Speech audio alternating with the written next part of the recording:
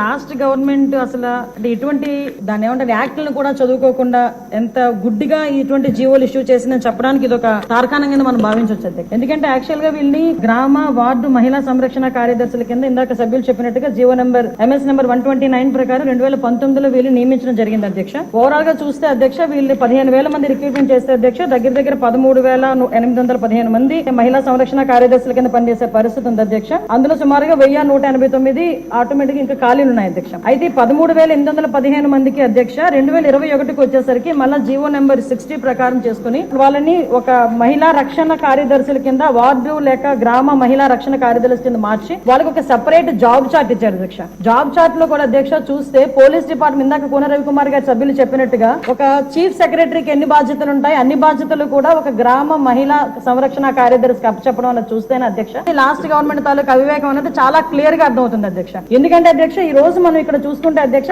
Police department లో ఒక ఉద్యోగం సాధించాలంటే వాళ్ళు శారీరక దారుఢ్య పరీక్షలు వాళ్ళు నెగ్గాలి, రిటర్న్ టెస్ట్ వాళ్ళ ఎగ్జామ్ పాస్ అవ్వాలి, 9 months ట్రైనింగ్ కఠోరమైన ట్రైనింగ్ ఉంటుంది అధ్యక్ష.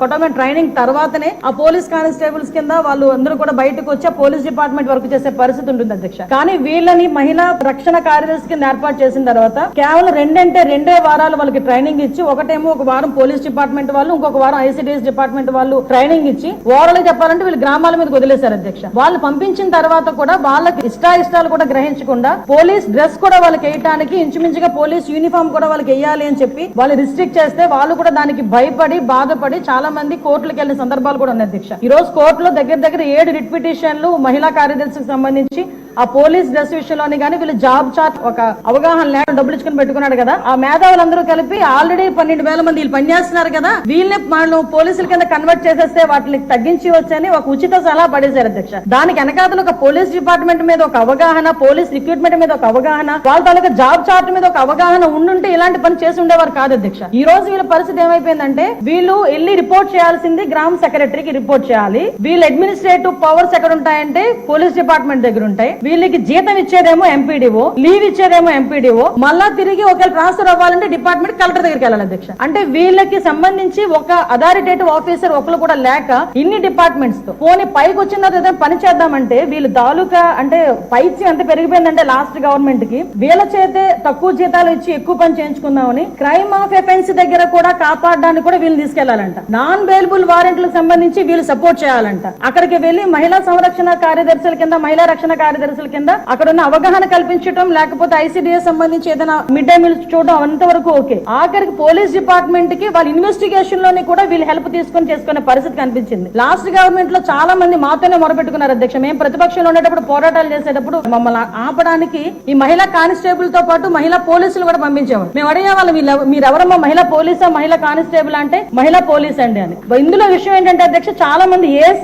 అయిపోయిన వాళ్ళు ఉన్నారు. మళ్ళీ ఇంకోటి ఏంటంటే MTechలు BTechలు చేసుకుని కొంతమంది ఫ్యామిలీస్ పోలీస్ డిపార్ట్మెంట్ లోకి కొంతమంది యాక్సెప్ట్ చేస్తారు, కొంతమంది యాక్సెప్ట్ చేయకపోతారు. ఇలాంటి సిచ్యువేషన్స్ అన్నింటిలోని కూడా ఈ రోజు వీళ్ళు పడుతున్న బాధ అధ్యక్ష వర్ణనాతీతం. ఇంకొకటి ఇందులో కొసమేర్పు ఏంటంటే ఎన్నో సంవత్సరాలు కానిస్టేబుల్ కింద చేస్తే హెడ్ కానిస్టేబుల్ ప్రమోషన్ వస్తుంది. హెడ్ కానిస్టేబుల్ దగ్గర నుంచి ఒక ASI, SI, CA ర్యాంక్ వరకు వెళ్తారు. వీళ్ళు ఎటువంటి రిక్రూట్మెంట్ లేదు, ఎటువంటి శారీరక దృఢ పరీక్షలు లేవు, ఎటువంటి రిటర్న్ టెస్టులు లేవు, ఎటువంటి ట్రైనింగ్స్ లేవు. వీళ్ళకి కూడా మహిళా పోలీస్ దగ్గర నుంచి అప్ టు ఇన్స్పెక్టర్ వరకు కూడా వీళ్ళకి కూడా ఒక ప్రమోషన్ జాబ్ చార్ట్ ఇచ్చేసి ఒక జీవో కూడా రిలీజ్ చేశారు అధ్యక్ష. అప్పుడు మనందరూ అనుకునే వాళ్ళం తొగ్గులకు పరిపాలన దానికి ఇది ప్రత్యేక సాక్ష్యం కింద మనం ఈ మహిళా రక్షణ కార్యదర్శుల గురించి చూడాలంటే ఇది మనం చెప్పుకోవచ్చు అధ్యక్ష. ఇన్ని రకాలుగా వీళ్ళు చేసిన అధ్యక్ష వీళ్ళకి ఏంటంటే అధ్యక్ష ఎస్కార్ డ్యూటీలు, బందోబస్తు డ్యూటీలు, వాళ్ళు అక్కడికి వచ్చి ఏడ్చేవారు అధ్యక్ష. ప్రస్తుతం చాలా మంది మేము వచ్చిన తర్వాత కూడా ఇప్పుడు ఈ విషయంలోనే గౌరవ సభ్యులందరూ కూడా చెప్పడం జరిగింది. వీళ్ళు పోలీస్ డిపార్ట్మెంట్ కి సంబంధించిన వాళ్ళ కింద ఉంచాలా లేకపోతే ICDS లో మనం పంపించుకోవాలా, వేరే ఎవరికైనా ఏదైనా జాబ్ చార్ట్ ఇచ్చి సపరేట్ గా వీళ్ళు ఏదైనా మనం చేయాలా అనేది ఆలోచన చేసుకోవడానికి ఒక సుదీర్ఘమైన చర్చ అయితే జరగాలి అధ్యక్ష. మేము చర్చిస్తాం అధ్యక్ష. నా అప్పీల్ ఏంటంటే ఇక్కడ గౌరవ సభ్యులందరూ ఉన్నారు, గౌరవ సభ్యులందరూ కూడా ఈ విషయంలోనే మనందరికీ కూడా అవగాహన ఉంది. ఈ గౌరవ సభ్యులందరూ కూడా ఈ విషయంలో ఈ మహిళా కార్యదర్శుల విషయంలో మనం ఏం చేస్తే వాళ్ళ సేవలు వినియోగించుకునేటట్టుగా ఉంటుందో గౌరవ సభ్యులు ఎవరైనా లిఖిత పూర్వకంగా మాకు సూచనలు సలహాలు ఇచ్చినా దాన్ని బేస్ చేసుకుని అదేవిధంగా మనం డిపార్ట్మెంట్ వాళ్ళతో కూడా చర్చించి దీని మీద నిర్ణయం తీసుకుని యాజ్ ఎర్లీ యాజ్ పాసిబుల్ మహిళా సంరక్షణ కార్యదర్శులకి ఒక జాబ్ చార్ట్ ఇస్తామని చెప్పి మీ ద్వారా సభకు తెలియజేసుకుంటున్నాను అధ్యక్ష.